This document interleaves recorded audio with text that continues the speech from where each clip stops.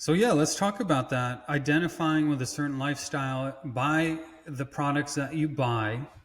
And here's the big question is, do you as a consumer care what the company that you buy from thinks about current events or certain political issues? And if you have a brand, if you're running a company, is this something that you should care about when you're putting out your messaging for your own company? Man, this is such a meaty question. Such a meaty question. I think it's very dynamic. I think the answer to it is yes and no. For me personally, I don't really give a shit about a brand and what they believe in. The only time, off the top of my head, the only time I can recall wanting to invest in a brand a bit more because it identified with something that I identify with was Puma, because Puma had a heavy influence with Jamaicans, track Jamaicans, Jamaican, this Jamaican, that was always Puma, Puma. So I was like, oh, that's dope. I'll buy more Puma stuff. But beyond that, I really don't give a damn. And I'm sometimes, a lot of times, annoyed with brands pushing their agenda or whatever it is. Look, man, if I go to Amazon, I'm just trying to buy, a bunch of toilet paper. I don't really want to care about. I don't care about these two or three other messages that you're pushing. I don't care about that. I could care less. I just want the toilet paper. So that's that aspect as a consumer. As a businessman or a businessman or businessman, however you want to say it, I would care if it made sense for the product that I'm selling. So if I owned Monster, then all my messaging is the people who drink Monster probably going to lean towards the right and be more Republican. So guess what? There's going to be no Black Lives Matter shit on my stuff. There is going to be no LGBTQ, none of that.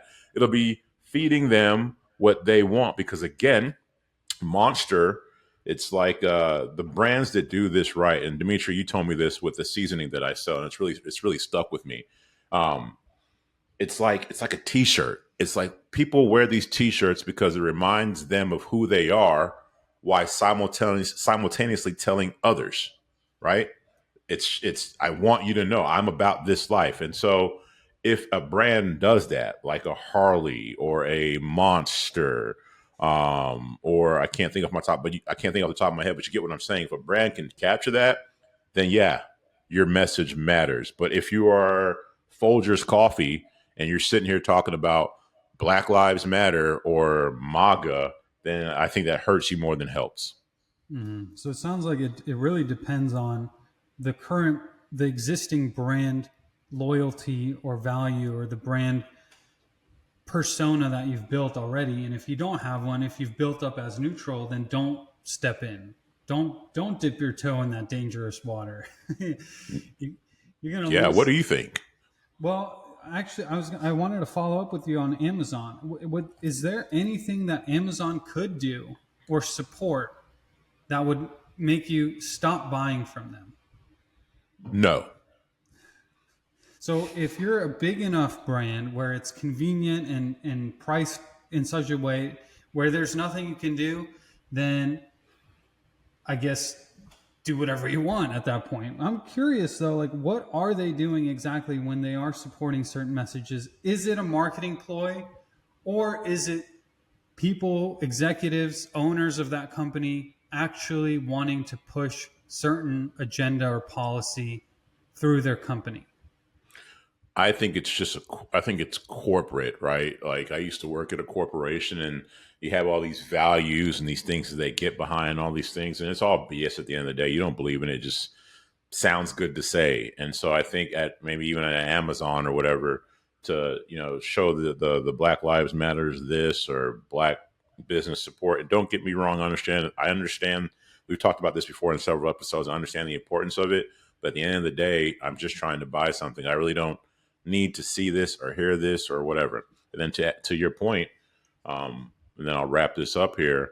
I think I might just be different in the sense where I just don't care about this type of stuff, dude. I like older country music.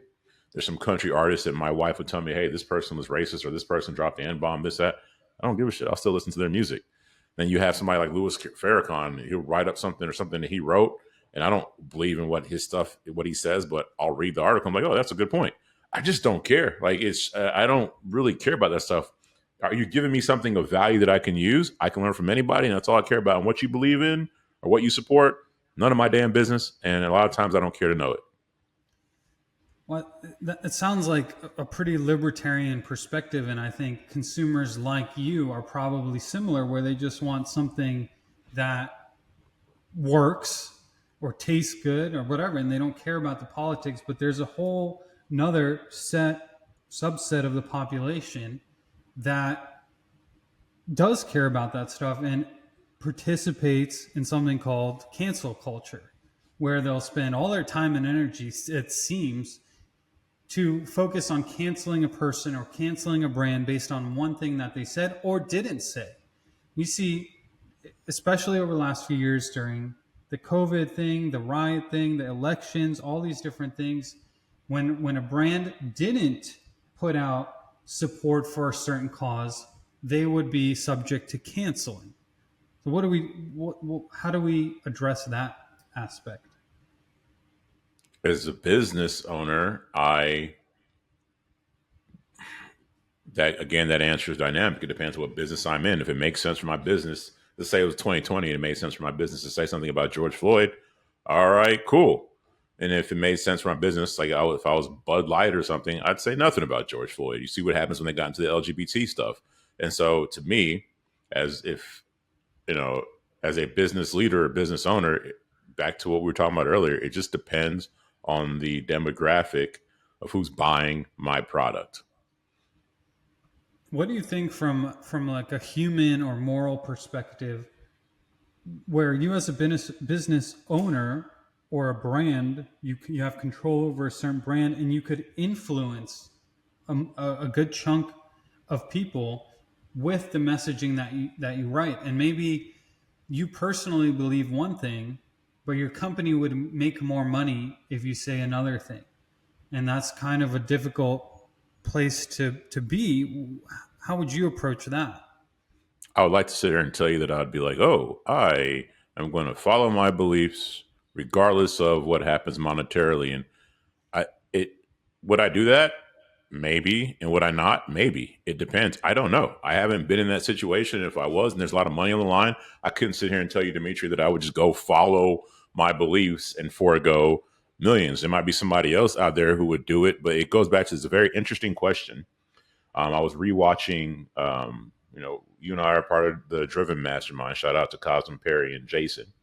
I was watching an old recording this week, Dimitri, and on the Tuesday calls they have once a month where people are having drinks and talking about their failures. They pose a very interesting question I'd like to pose to you, and I'm going to butcher the question, but it was like, or I don't know if you have time to answer it, but the question was basically tell us your money over moral story and your top morals over money story. And it goes to kind of what you're talking about. Are you morals over money or money over morals? To me, it's dynamic.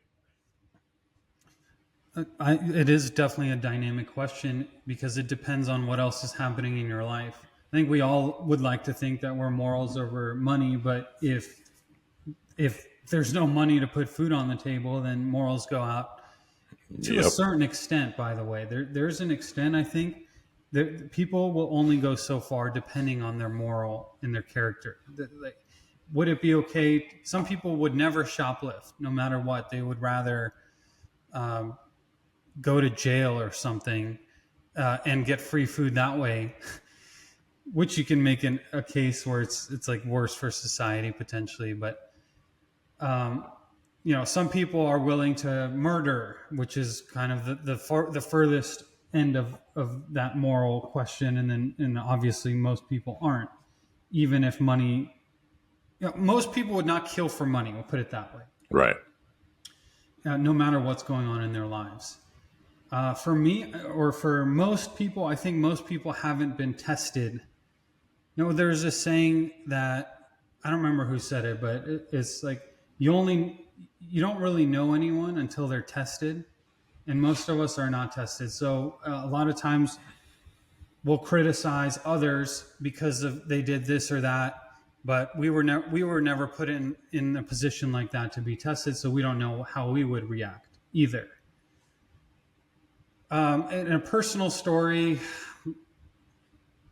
as an affiliate marketer, I think there are a lot of opportunities to make black hat money, Yes. and I never went the direction of black hat, including tech support deals, which is when somebody clicks on your ad, they download, or something pops up on your screen. It seems like a virus, computer virus, or malware. You call tech support to help you fix it, and then instead of fixing it, they actually then install viruses, and then they hack your bank accounts. That's super black hat, and it can be very lucrative. And I think that's a very terrible thing to do, just absolutely despicable. And so in the affiliate space, there were opportunities like that that I never took.